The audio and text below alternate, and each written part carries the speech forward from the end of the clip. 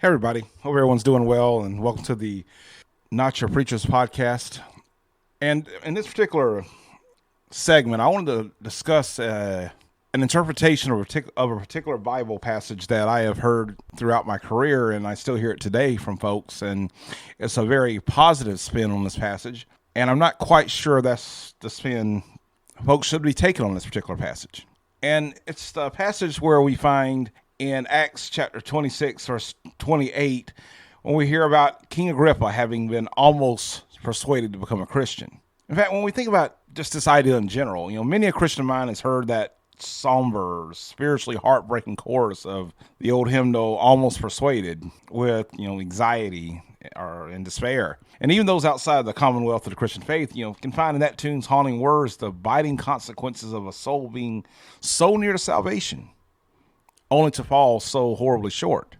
It is a little surprise that this warning of almost persuaded, almost but lost that you hear in that particular hymn is firmly entrenched in the psalm books of many congregations and many faith traditions. And in fact, for the long-time Christian, you hear these anecdotal horror stories of those so close to conversion before eventually passing away outside of Christ.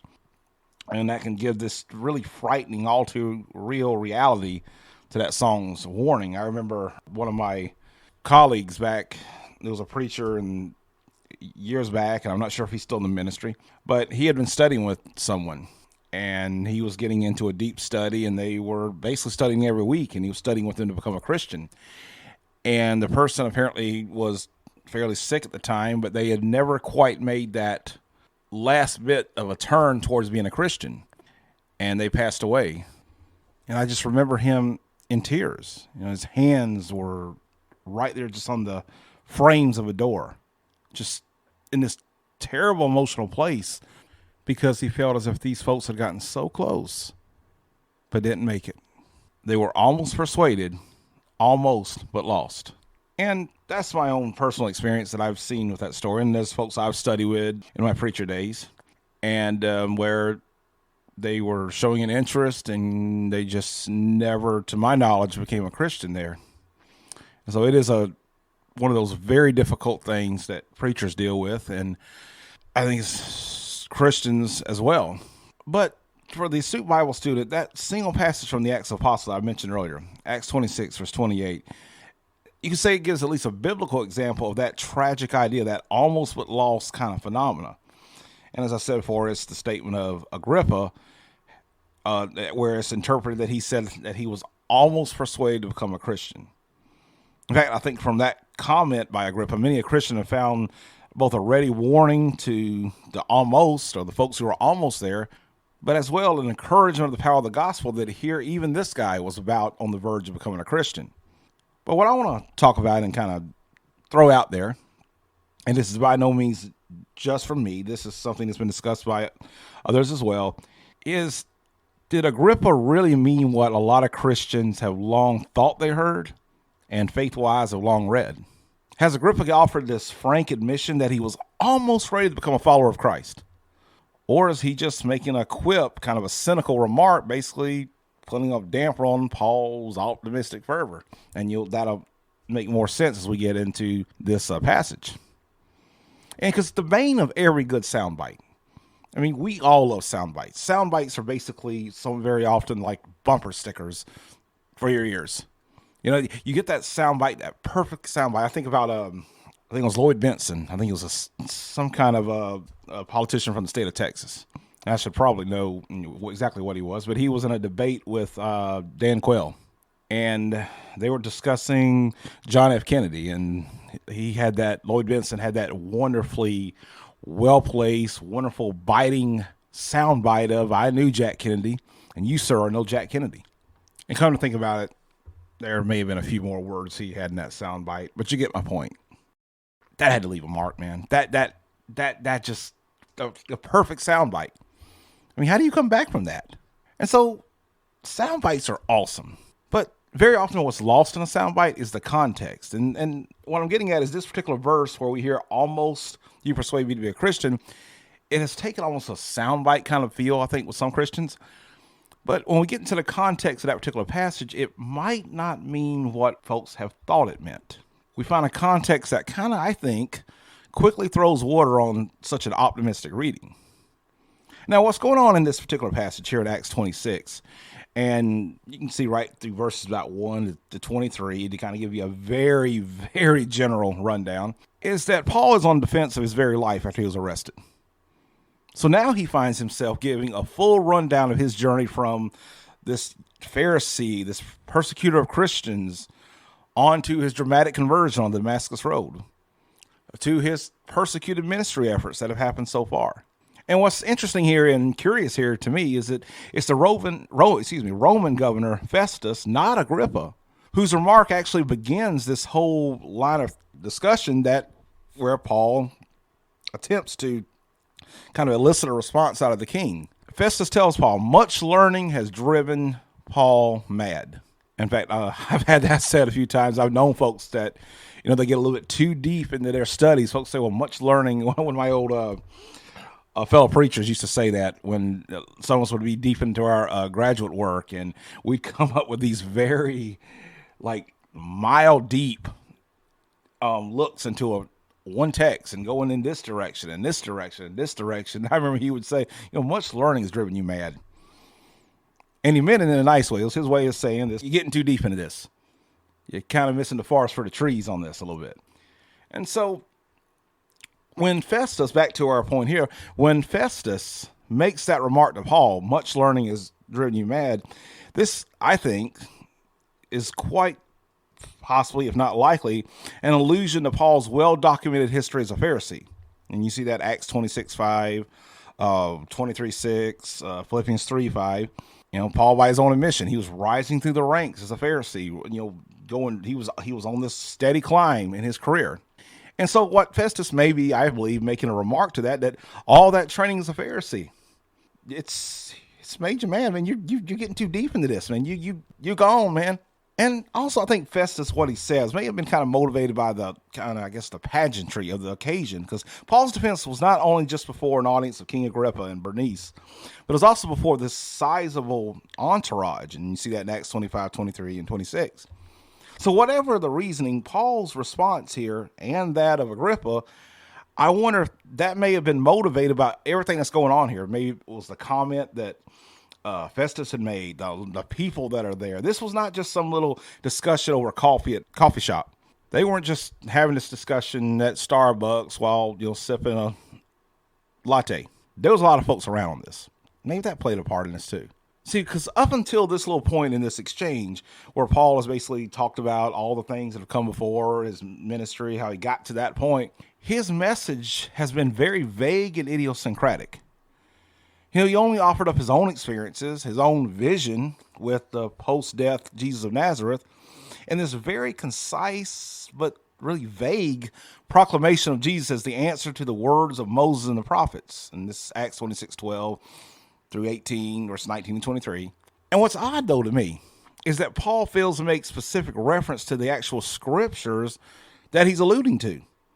He says about how Christ is the answer to the words of Moses and the prophets, yet he does not offer any scriptures as got in mind when he says that. And why that's weird to me is because we see in the book of Acts that this proof text-based argumentation seems to have been a major focus of Paul and his associates when they went out preaching. Acts 17:2, Acts 18:4. You get this idea that Paul and them, they reasoned from the scriptures on why Christ was who they were claiming that he was. But despite this, Paul only speaks in generalities about the prophets and how they substantiated the Christian message. So, although Paul's defense is presumably to protect his own life, this kind of informational, robust explanation of the message is really missing, and that's surprising considering just how enormous this opportunity really is for Paul at this time, to really lay out the Christian message and to really lay out why it's true with this huge audience, with these very important people, with his very life on the line. Where's the proof text? Where's the details? And somebody could say, well, maybe Luke, who wrote here in Acts, or we'll just be a little bit more safe and just say the author. Maybe he just omitted all these particular references that Paul would have made. I was like, okay, maybe. But can you say for certain? We can't. What does it people say, particularly in the churches of Christ and other faith traditions as well? Don't go beyond what the Bible says. I get that a lot when I get into this academic stuff or in this kind of scholarly approach. Just go by what it says there. Isn't that kind of going beyond what it says to assume that the actual verses were given, that the actual examples were given that Paul's referring to here? And what really makes Paul's relatively tame response, I think, even more surprising is by considering the decidedly very evangelistic, kind of confrontational tone that this conversation starts to take. This content of Paul's preaching should not only be compelling, but Paul would argue it's actually already known by Agrippa, because he says these events haven't occurred in secret, and they're in Acts 26:26. So not only is Agrippa not ignorant of these things Paul claims, but the apostle confidently asks if Agrippa believes the prophets, even saying that he knows that Agrippa believes. Acts 26:27. That begs the question. What precisely is it that Agrippa is suspected to believe? That's kind of unclear. Is it the prophets in general? Their predictions about Christ, the Christian message? What exactly is he supposed to believe here? Paul just said, I know you believe. This stuff is clear. But what? See what I mean? How vague Paul seems to be being here? In a place where it behooves him not to be vague? Especially when you're basically telling somebody you know he believes in something? And it is this kind of bold question about Paul that really forces Agrippa's hand and forces him to respond. So I say all this, and I'm giving you this lead up to understand that the way Agrippa's going to respond, it didn't come in a vacuum. It didn't come after a robust sermon on the Christian message. It comes only after Paul's given this very generic description of his own life, his persecution of Christians, his incredible conversion, his subsequent ministry. And it's a response that came only after Paul had displayed this very aggressive way of evangelism, an address that kind of has put Agrippa on the proverbial spot, so to speak. Now that we got the context that was behind this thing that's offered up as a soundbite, now I think we can look at Agrippa's response from the proper light, a light that's divorced from the literary preconceptions and the wishful evangelistic fervor that folks have often treated this passage with, while still, maintaining some continuity with the context. I like the way that sounded. Continuity with the context. Cool. But I digress. And without doubt, a lot of Christians, or many Christians, have been inoculated under the old King James Bible. And just for future knowledge and my future episodes, I am not a fan of the King James. I got my reasons. And basically, there's not any unusual reasons. The reasons why the King James is not, a lot of folks aren't a fan of the King James. But that's for another discussion at another time. But unfortunately, the King James Bible, this what I would call a textually inferior translation, the King James has given the world this really colorful language of Agrippa's response from Acts 26:28. Almost thou persuadeth me to be a Christian. Almost thou persuadeth me to be a Christian. It is pretty. That is some beautiful language. That is a beautiful way of saying it. And Agrippa's, kind of King James supplied words here, I know they've given no small source of encouragement to just ages of Christians in this story or this pericope about this almost persuaded king. But remember the context that I just laid out. When you combine that with the text in the original language, the original Greek, I think, and others too, that it gives quite a different, though still moving, meaning to Acts 26:28. See, this positive tone of the King James translation portrays King Agrippa just presented with all of this, albeit a watered down gospel message, as having come to the point of almost converted. But when we go to the Greek and the very difficult nuances of the Greek text, it takes us in another path, I think, or at least offers up a very, very likely, and to be safe, a just as likely reading that goes in a different direction. The way that phrase would read in Greek is in allogo me pethes Christianon poisai, or literally in little or a few, you are persuading me to make or do or become a Christian. Now, readily obvious is just how a literal reading differs from the Sunday morning pulpit text you get from preachers. And the difficulty of translating oligos is either little or few. It becomes pretty relevant there. And is what has been translated as almost by the King James Version is when the Greek word would best have the idea of little or few. And what it could be meaning here, with that in mind, is perhaps this is a reference to the time or the effort in the context of the passage. And then he uses poeo in combination with the personal pronoun, me, which could imply that Agrippa is claiming Paul has sought to, in such little time or with such little effort or in such a short time, different ways you could render that, to persuade him to become a Christian. Now, the actual Greek rendering is a matter of a lot of debate among scholars, and it won't be settled here. But what becomes really evident is that the Greek can support two readings.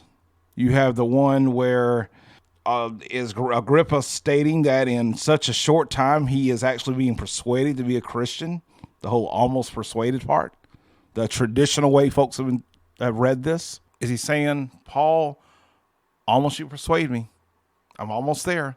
I'm about to be a Christian. I'm right on the precipice. I'm getting there. Or is he saying, in such little time, with such little effort, do you really think you're going to be able to persuade me to become a Christian? Now, both can be supported by the Greek, but one seems better supported by the context, and I think that would be the latter. Certainty, well, we can't be really certain. So what are we to make of this? Very well-known difficulty in the text. If this reading of Agrippa kind of quipping to Paul, do you really think I'm going to be converted that easily, that quickly? If that is the proper reading, does that kind of turn this uplifting passage that says the guy was almost persuaded into this kind of dour expression of unconquered doubt? The answer, I think, is not quite. As I've said before, I'm not a preacher anymore and have zero desire to be a preacher ever again. But if I were, here's what I think someone could take from this reading of the passage. I think it's a wake-up call. Agrippa's answer to Paul's very spirited yet apparently inadequate evangelism teaches an important primer that I think Christians need to know, and not just know, really have a handle on. And that primer is this: those to whom a Christian takes the gospel of Christ to are not you.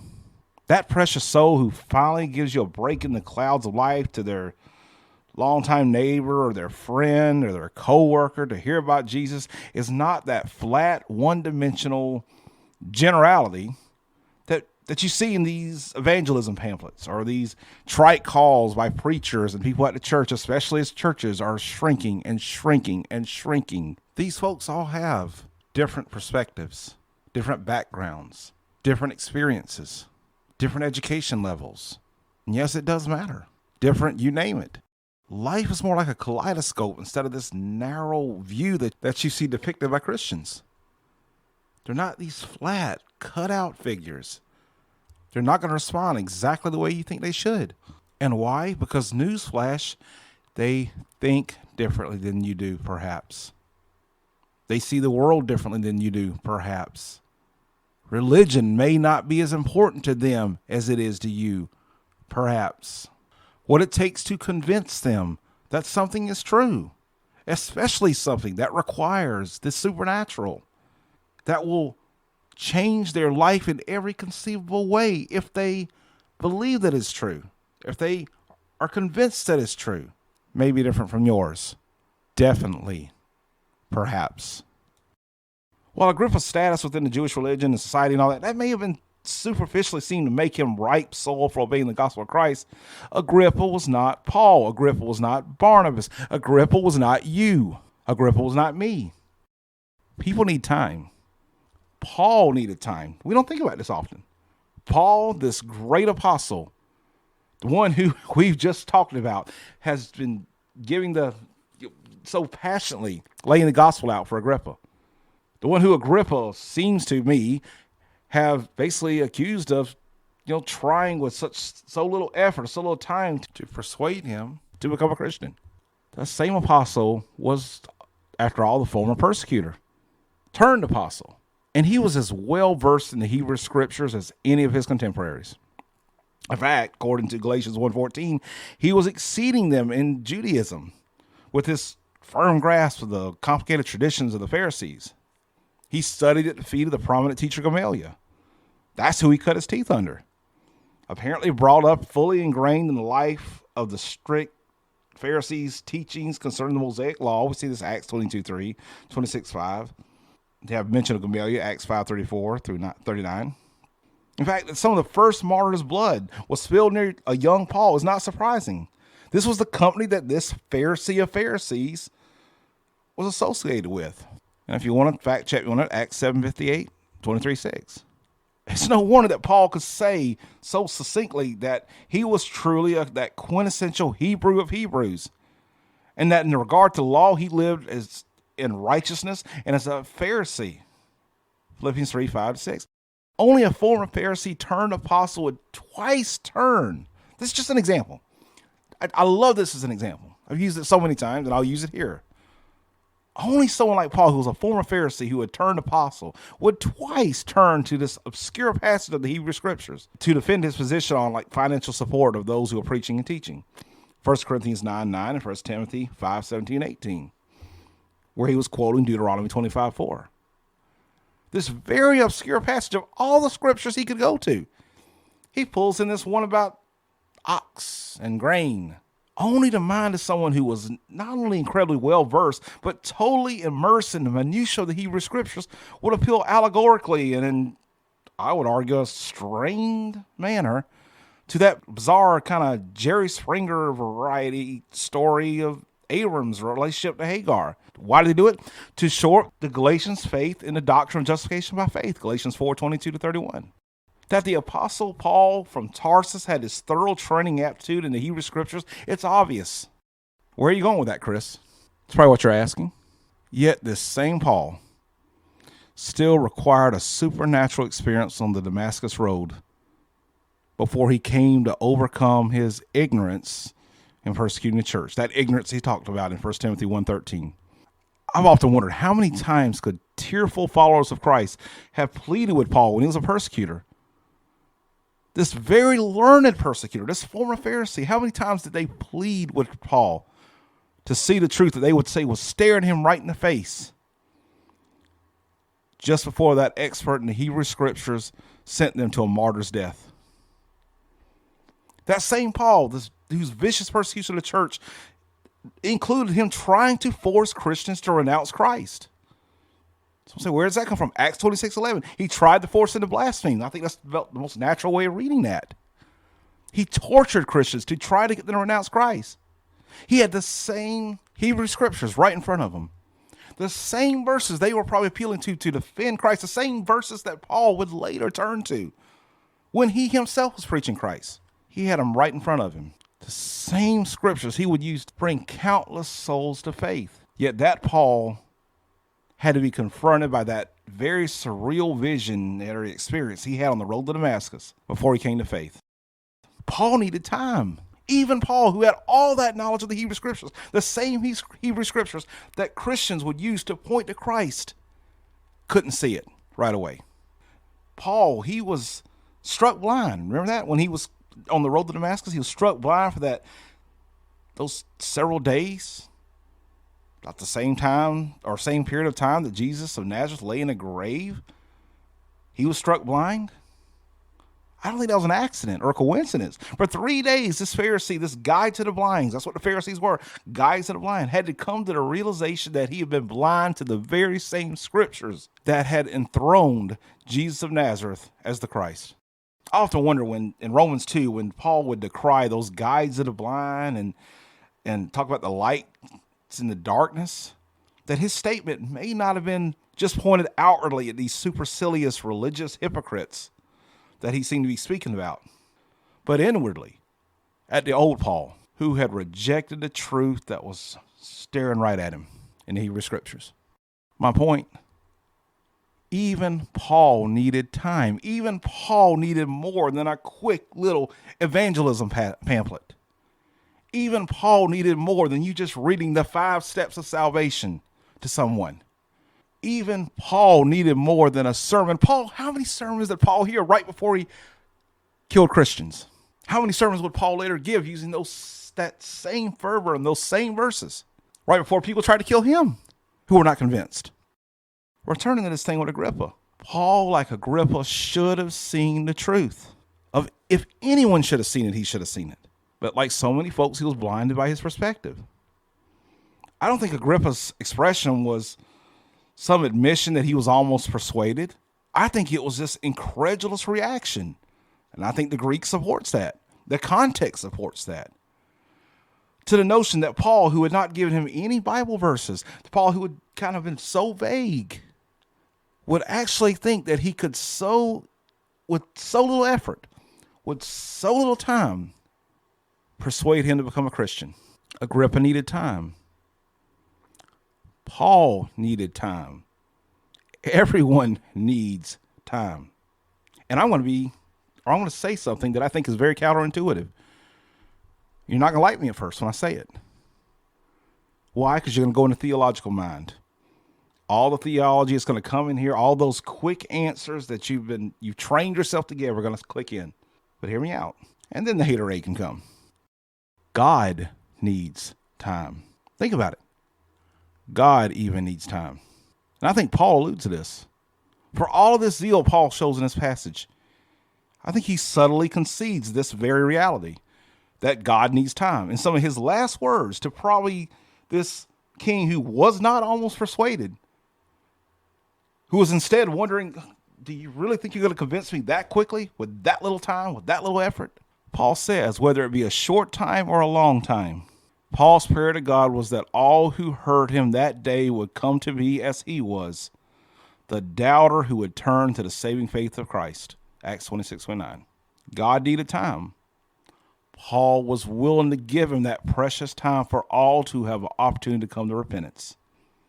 Just like I said in 2 Peter 3, verse 8 and 9, that is the reason this whole thing hasn't ended yet. And that was 2,000 years ago. God was giving time. As I said, I'm not preaching. Not my thing. But I hope next time you read this verse or think about this verse or, dare I say, find encouragement from this verse the way you might have used to find encouragement. This idea of a king who was almost persuaded. Instead, see what the Greek, and I think the context allows, I think, more accurately for, and I may be wrong. Instead, see that what we have here is a king who was saying, in such little time, in such little effort, do you really think you can persuade me to become a Christian? And see that not as discouragement, but as encouragement, actually. That when folks don't listen to you, don't get mad at yourself. Paul needed time too. Don't get mad at them. Agrippa would need time. And he may or may not have ever come to faith. That's why God needs time. Well, it's been fun, y'all. I'm going to end my non-preaching, and we'll take a quick break and get right back at it.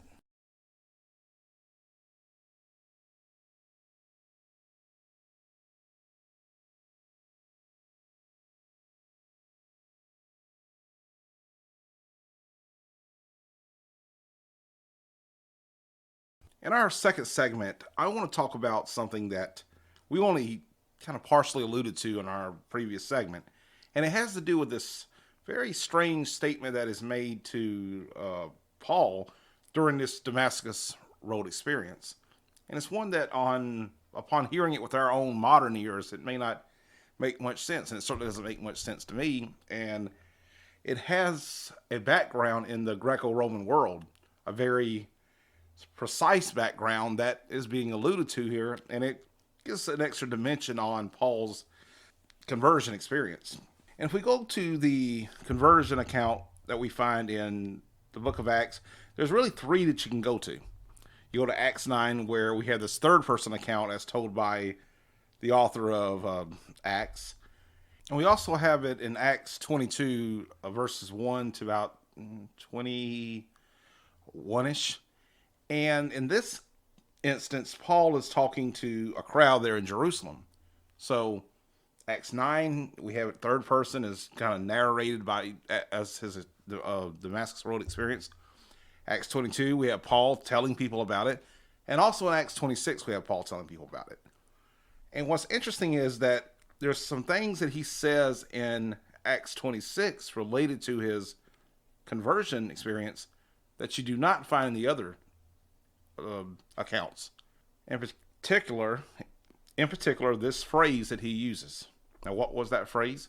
Let's go to Acts 26 and we'll see it. And in about Acts 26:12 to about verse 15 is where we have this phrase come about. And to set the stage, Paul's going along. He's on his way to round up Christians, to persecute them, to haul them off to jail, to continue to do what he has already done as part of his persecution of Christians. And as he's going along, this very surreal experience is described here. And I want to spend a little bit of time talking about this experience because that gives you an idea that this had something major at work, or at least Paul claims to have experienced something that was very distinctive. And it's something that really guides a lot of his response here. As Paul says, in this connection, I journeyed to Damascus with the authority and commission of the chief priests. At midday, O king, I saw on the way a light from heaven, brighter than the sun, that shone around me and those who journeyed with me. And when we had all fallen to the ground, I heard a voice saying to me in the Hebrew language. Let's stop it right there,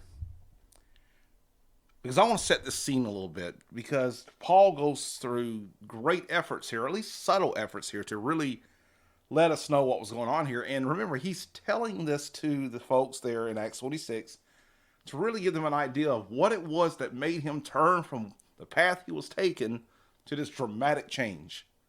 What was behind this road to Damascus story? And the scene he's setting up here, when he talks about this light from heaven, you notice he says it's brighter than the sun. Now, this is the midday. Think about midday, that sun staring down. He wants to very much make it clear that this was not just, he came out into the sunlight at just the right angle. I mean, this was a light that was brighter than the sun itself. At least the way Paul's depicting this, it was some kind of I guess you'd say, supernatural event. So this was the setting when Paul hears this expression. And it's important to understand this setting, because when you understand this setting, you see why this saying that had a meaning in the Greco-Roman world would have meant so much to Paul in this particular situation, and considering pretty much what he had been doing before this in persecuting Christians. And the phrase he uses here, when he talks about that the light had shone around him and those who had journeyed with him, that particular Greek word, paralampo, gives you the idea of kind of like a spotlight. If you take it literal, it's going to be a little bit difficult to kind of get the meaning here. But the best way of looking at this, it was like a spotlight that was shining down on him and those around him. So they were just had this beam of light coming down on them, brighter than the sun. So Paul's making a lot of effort here to really describe a scene where it is obvious that this is not a normal thing that is happening to him. He was going along fine. He was going along persecuting Christians, doing his little thing, probably had a hot date lined up that night when he got to Damascus. He's going along, everything's going well. This is routine. This was his little gig at that point in time. And then suddenly, this bright light shines down like a spotlight on him and all those around him. And that's where it gets really weird, because Paul hears a voice say these words, Saul, Saul, why are you persecuting me? It is hard for you to kick against the goads. Now, y'all, I'm going to be real. If I'm trotting along, I got my little thing going, I got my little job to do, and I'm already thinking about, that night, getting off work, getting a nice meal, chilling with my friends. And I understand that all this is not what Paul would have done. Just trying to keep this from being the dry kind of way like you hear these subjects. But if I'm going along, already got my plan out, and suddenly a spotlight comes down and shines on me and everybody around me. It's not a light into the distance showing, okay, you need to go here. It is shining right down on you. And it's coming from heaven. The Greek there, uranos, is where this light came from. It could be heaven or sky. And I love the ambiguity there. It's coming from up above here, but he could have meant it's coming from heaven or it's coming from the sky. The Greek would support either one of them. And ultimately, it would look like it was coming from either one of them from his perspective. But then I hear a voice. Whoever or whatever this was trying to get my attention, I would believe, and notice my choice of words, I would believe that I probably better listen. And what they said when I heard this voice would be important. And what does he hear is this very strange expression about it's hard for you to kick against the goads. And I know that's even hard for us to hear in English, but that is what the Greek literally says. Now we have to do a little bit of detective work here. I don't know about y'all, but goads and someone telling me it's hard for me to do something, it just sounds really weird. Like, dude, talk plain, whoever you are. I mean, you got my attention, you shown this light down, talk plain. I don't know, you gotta put it in language I can understand, because this isn't registering to me. But that's because I'm someone living in the 21st century United States, not someone living in the first century in the Greco-Roman world. Because if I were to be someone living in that time period, then this expression would make total sense, particularly if I was a fairly educated person living in that time period. For someone in Paul's day, this expression would have had a very clear meaning, like it apparently did for Paul, and like it probably did for the people he's telling the story to. Now think with me for a second here. And of course, if you're driving, you can answer it out loud, and yeah, people might think weird of you, but hey, join the club. Or if you're around others and answer it out loud, even better, I mean, that way the folks around you'll say, yeah, we all saw this day coming, Think with me for a minute. What do you know about beasts of burden? Like beasts of burden, like, I don't know, oxen or mules that like pull a wagon or pull a plow. I don't know much at all. And if I knew more about mules and oxen and pulling wagons and, all that good stuff, I probably would have already known this. But I had to learn it through history, and I'm kind of relaying it now for those who may not know it. This expression goes back to when you were using animals to do these kind of chores, like pulling things or whatnot. And these animals, in addition to being very powerful animals, they could be very stubborn animals. They kind of did their own thing. And you really had to find a way of motivating these big stubborn animals into doing what you wanted them to do. They're like, hey, show wagon, you pull it, man. If they did the whole Balaam talking donkey thing. So how would you get these animals to do what they needed to do? Well, they had these sticks. These sticks with a little pointy end on them. And these sticks with the pointy end on them were called goads or pricks. So what you would do is take these sticks and, you'd kind of poke at the animal with them. And if the animal resisted or if he fought back against what he was supposed to do, that little point would go into the animal. And yes, I know it's cruel. It hurts me to hear it too. So when the animal fought back, it would kind of back into the stick, which would hurt. The animal fought back again, it would back into the stick, it would hurt. So pretty soon, even this animal would get the idea that the more I fight back, the more I'm obstinate, the more I fight against the will of my master, it only causes pain for me. That's the idea that is at play here. That to fight back against a stronger power only causes pain for yourself. You're only hurting yourself by fighting back. And thus this expression became known in the Greco-Roman circles. And I've got two places where we can find it in ancient writers. Now the first one I want to go to is Pindar. And he was an ancient writer from Greece. And he wrote, like in the 5 to 400s BC, around that time period. And this ancient poet wrote in Pythians, about 2.85 to 2.96 or so. He makes a statement, one must not fight against a god who raises up some men's fortunes at one time and at another gives great glory to others. But even this does not comfort the minds of the envious. They pull the line too tight and implant a painful wound in their own heart before they get what they are scheming for. Now notice this part. It is best to take the yoke on one's neck and bear it lightly. Kicking against the goad makes the path treacherous. I hope that I may associate with noblemen and please them. So you see, this is where that expression comes out, where he basically says, these folks, they fight. It is better to just take on the path that you've been directed to take on. That if you kick against the goat, it'll just make the path a difficult one. You can also see it in Euripides, another one of those ancient writers who wrote in Bacchae, I would sacrifice to the god rather than kick against his spurs in anger, a mortal against a god. So you see that same kind of idea here, that it's pointless to fight against one stronger than you are. It's best to just do what you're supposed to do, otherwise hardship will come your way. Now with this in mind, why would, we later find out it was Jesus that was talking to Paul here, why would Jesus tell him it is hard to kick against the goads? Or you're only making it difficult on yourself? You have to see it in light of what Paul was doing before this moment. Paul had been persecuting the church. He had been rounding up Christians. He had been trying to destroy the Christian church, trying to destroy this Christian movement. And what he is now hearing on the road to Damascus, in the midst of this incredible scene where he is obviously being visited by some kind of divine figure, a figure he finds out in the moments to come was Jesus of Nazareth, whom he had been persecuting. Paul is finding out now that all that persecution had been fighting against what God would want him to do. Because keep in mind, Paul believed he was doing the right thing this whole time when he persecuted Christians. And now he's being told by this voice that claims to be Jesus that he had been fighting against the goads. He'd been kicking back. He'd been going against what God would have him to be doing. He was just like one of those old stubborn mules that kicked and twisted, and no matter how much he did, it only hurt him. So you see, that expression was the perfect expression for this occasion. It's an expression that had we not gone back into the history, had we not gone back into the primary sources, had we not taken a look back at the Greco-Roman period, it would be an alien concept to us. It was to me. But taking that in now that we understand that expression, and now we understand it meant that Paul had been fighting back against God when he was persecuting Christians. Do you see how powerful an effect that had to have had on Paul at that point? Whether you believe the resurrection happened or not. Because that's something that scholars would generally agree with, whether they be evangelical scholars who believe in the Bible, or whether they be more liberal scholars who are not convinced that the Bible is authoritative or the Word of God.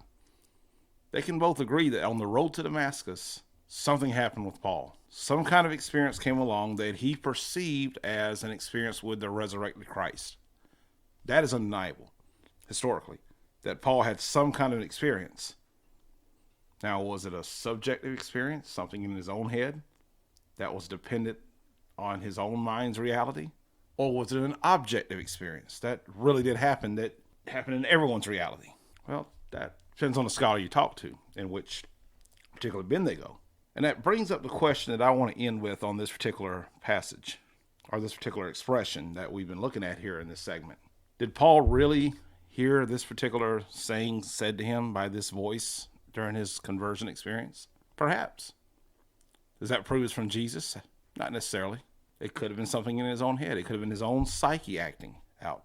Or this saying could have come from the risen Jesus. Or perhaps Paul, at a later point with reflection and over the years, kind of associated this saying with this event. Give somebody decades and, you can remember things and kind of amalgamate things that may not have chronologically lined up. Maybe the saying did not originate with Paul at all. Maybe it was a complete literary creation, perhaps. Or maybe it was a tradition that developed that was then later written down by the author of Acts. I'm not taking a side on any of these. I'm just saying this from a completely hypothetical perspective. Regardless of where this saying came from that ended up here in Acts associated with Paul's conversion, no matter how it ended up here in the book of Acts, what I think cannot be denied is it totally captures that dramatic change between Paul's life before his conversion and his life after his conversion. I'm willing to guess you probably haven't heard a preacher talk about this, and that's not to dismiss preachers. In fact, if you have heard a preacher talk about this, put it in the comments. I'd love to hear it. Give them some love. But hopefully this is all giving a little bit of perspective, and do with it what you will. Well, y'all, it's been fun. I need to go get busy on something else and get away from the microphone, but it's been real. So y'all be good to each other, hug your family, and I hope you have a great day.